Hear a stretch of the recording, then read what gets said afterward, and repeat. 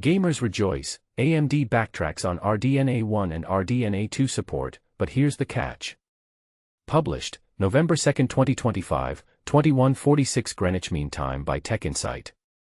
In a surprising turn of events, AMD has issued a statement that will likely ease the minds of many Radeon users, but not without leaving a few questions lingering. The company has officially confirmed that its Radeon RX 5000, RDNA1, and RX 6000, RDNA2, GPUs will continue to receive game optimizations, bug fixes, and security updates, despite earlier indications that these older architectures were being relegated to maintenance mode. But here's where it gets controversial. While AMD's clarification is undoubtedly good news, the initial mixed messaging has left some gamers skeptical. Let's break it down. Earlier this year, AMD's announcement about focusing new optimizations on RDNA3 and RDNA4 architectures sparked widespread concern. Many interpreted this to mean that flagship cards like the RX 6800 XT or RX 5700 XT would no longer receive Day 1 game support. This led to a wave of frustration among loyal AMD users, who felt their investments were being prematurely abandoned. In a new blog post titled, "Continued Support for Every Radeon Gamer," AMD attempts to set the record straight.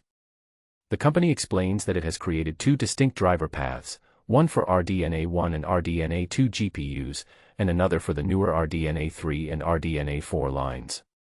According to AMD, this dual-path approach allows engineers to move faster with new features for RDNA3 and RDNA4 while maintaining stability for older GPUs.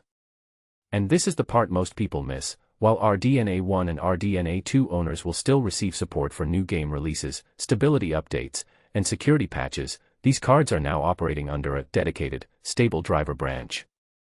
This branch is built on years of optimization, which AMD claims will deliver a smoother gaming experience. However, it also raises the question, does this mean these older GPUs will receive fewer cutting-edge features compared to their newer counterparts?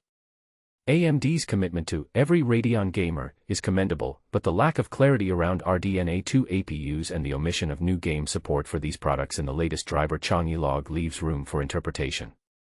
For instance, what does this mean for Radeon 600M-based APUs? AMD's statement doesn't explicitly address this, leaving gamers to speculate.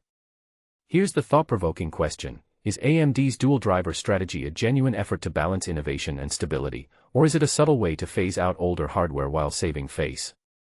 Let us know your thoughts in the comments below. For now, RDNA1 and RDNA2 owners can breathe a sigh of relief, but the devil, as they say, is in the details. As always, we'll keep a close eye on how this unfolds. Because in the world of gaming, every frame and every promise counts. Source: AMD. https://www.amd.com/and/blog/2025/continued-support-for-every-radeon-gamer.html